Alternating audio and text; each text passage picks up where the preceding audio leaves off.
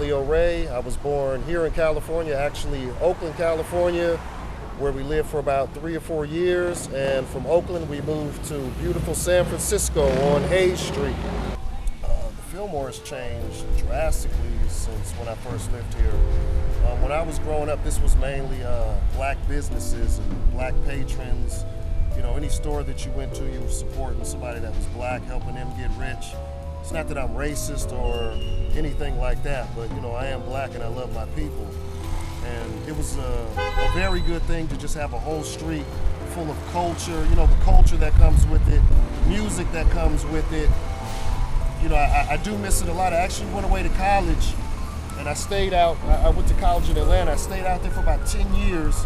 I came back about 8 years ago and everything has changed. And you know, change is inevitable.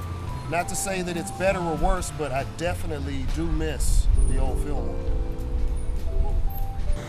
This is where you could come and do your music and not have to worry about anything. So when blacks came to San Francisco, they would always come to Fillmore to hang out and play. That was a given. Everybody came here. I live up the street from the Boom Boom Room, so I actually spent a lot of time there.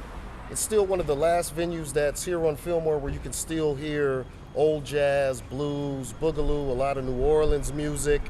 As far as this street goes, it used to be a block, a whole street full of these sort of venues, but they've all come to pass, and the Boom Boom Room is like the last thing standing. The Boom Boom Room used to be Old Jack's, so that's historic by itself. And I'm glad that it's still around, and he's still playing these independent musicians. And you know, a lot of these people that are running around making a lot of money now in San Francisco, they play at the Boom Boom Room.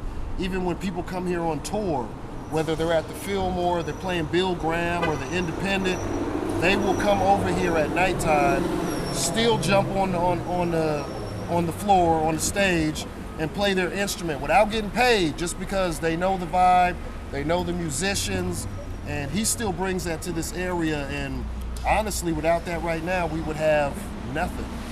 It took place maybe within the last year.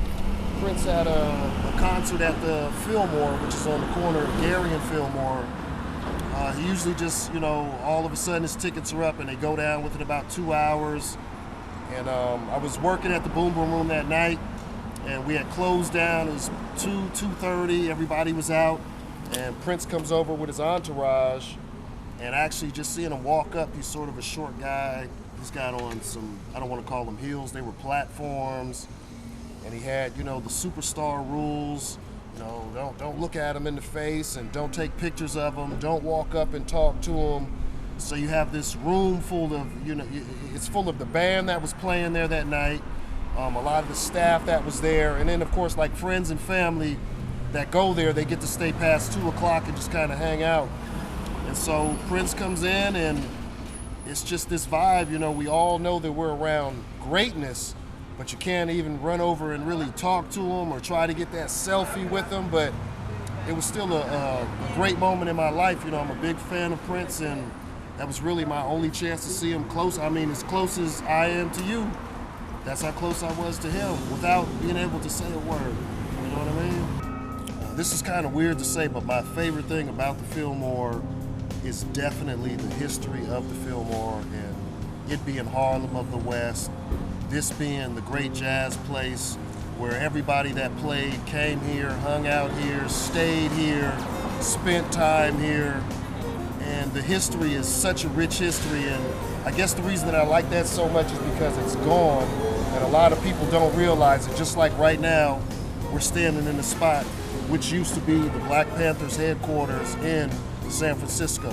So all of those guys that were Panthers in San Francisco came here, and this is where they spent their time. That's just how rich the history was back then.